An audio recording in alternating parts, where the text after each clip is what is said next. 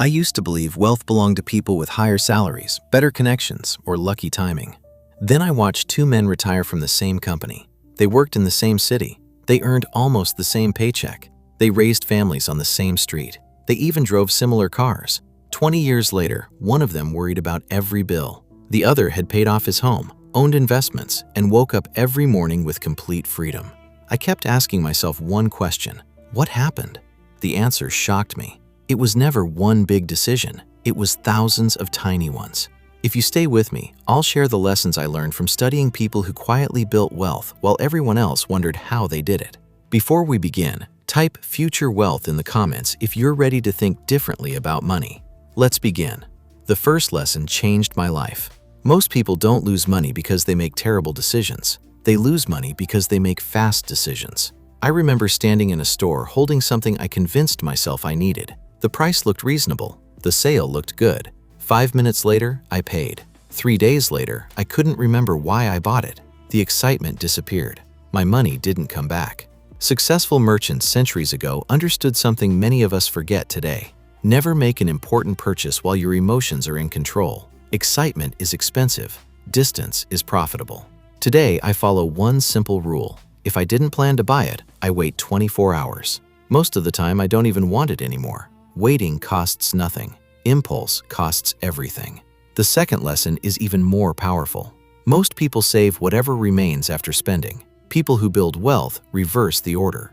Years ago, I promised myself I would save every month. Every month something came up. A birthday, a repair, a dinner, an emergency. Saving became a wish instead of a habit. Everything changed when I automated it. Now money leaves my account before I have the chance to spend it. I don't rely on motivation. I rely on a system. Hope fades. Systems keep working. Here's another question that completely changed the way I spend. How many hours of my life am I trading for this? We usually think in dollars. I started thinking in time. If something costs 4 hours of my work, is it still worth buying? Sometimes the answer is yes. Many times the answer is no. Money returns. Time never does. That realization alone saved me more than any budget ever could.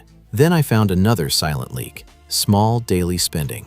I'm not talking about coffee. I'm talking about patterns. The snack, the delivery fee, the app subscription, the extra item added at checkout.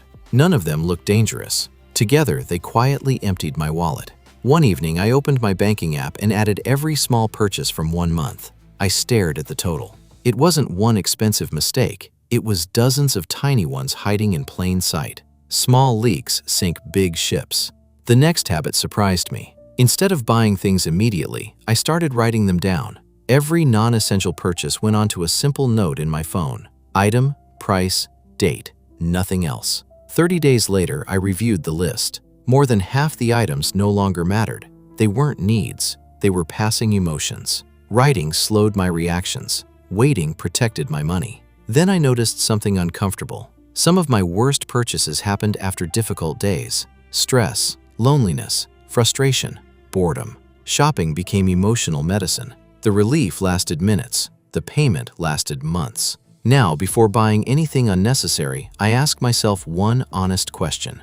Am I solving a problem, or am I trying to escape a feeling? That single question has stopped countless unnecessary purchases. Another trap almost caught me every week. Sales, half price, limited time, special offer. It felt like saving money. It wasn't. If I wouldn't buy it at full price, I don't buy it on sale either. A discount doesn't create value. It only lowers the price. Those are two different things. Then came another financial surprise: subscriptions. One afternoon, I checked every recurring payment leaving my account. Some belonged to apps I hadn't opened in months. Others were services I forgot existed. Each payment looked harmless. Together, they were costing me hundreds every year. If you haven't used something recently, ask yourself why you're still paying for it. Your future wealth deserves that money more than forgotten subscriptions do. Here's something else I learned. Discipline is overrated. Systems are underrated.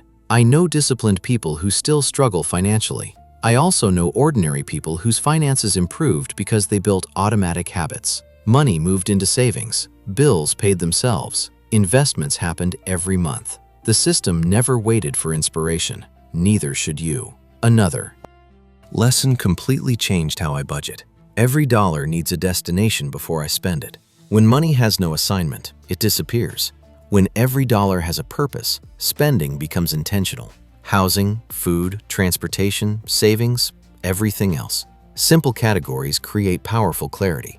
You stop wondering where your money went because you already told it where to go. Then I adopted one rule that transformed both my home and my finances. For every new item I buy, one old item leaves. If I can't think of something to replace, I probably don't need the new purchase. Owning more isn't always improving your life. Sometimes it's increasing your responsibilities. The less clutter I owned, the less I wanted to buy. Then came raises and bonuses. Most people celebrate higher income by raising their lifestyle. I decided to do something different. Whenever extra money arrives, I divide it immediately. One part strengthens savings, one part builds investments, one part rewards me. This keeps lifestyle inflation from quietly stealing every increase I earn. More income doesn't automatically create wealth. Better habits do. Here's another habit I rarely hear people discuss. Before buying something, I search my own home first. How many times have you bought something you already owned? I have. Tools, clothes, office supplies, even books. Now I spend 5 minutes looking before spending money. 5 minutes has saved me far more than I expected. Then I stopped buying protection plans for everything. Instead, I built my own emergency repair fund. Every month, a small amount goes into one account. When something breaks, the money is waiting. No paperwork, no claims, no surprises. Eventually, I became my own warranty company. Finally, I reached the lesson that ties everything together. Money without a purpose disappears. Money connected to a meaningful future becomes easier to protect. I wrote one sentence describing the life I wanted. Not a bank balance, not a millionaire dream, a normal weekday, a peaceful home, freedom from debt, time with family, the ability to choose work instead of needing it. That sentence stays in my wallet. Every purchase competes with that future. Some purchases still win, most don't. Because every dollar answers one question. Does this move me closer to the life I want or further away? That's the real secret. Wealth isn't built in one weekend. It grows through ordinary decisions repeated long after the excitement disappears. Nobody notices those decisions while you're making them. One day, everyone notices the results. Before you leave, choose one habit from today's video. Set up an automatic transfer, cancel one subscription, create a waiting list, review your spending, write your future vision. Don't choose all of them, choose one. Start tonight. Years from now, your future self won't remember the day you wanted to change. You'll remember the day you finally did. Now I want to leave you with 3 questions. If every dollar tells the story of your priorities, what story is your money telling today? If your spending habits never changed, where would they take you 5 years from now? And if financial freedom is built one decision at a time, what decision will you make before you go to bed tonight?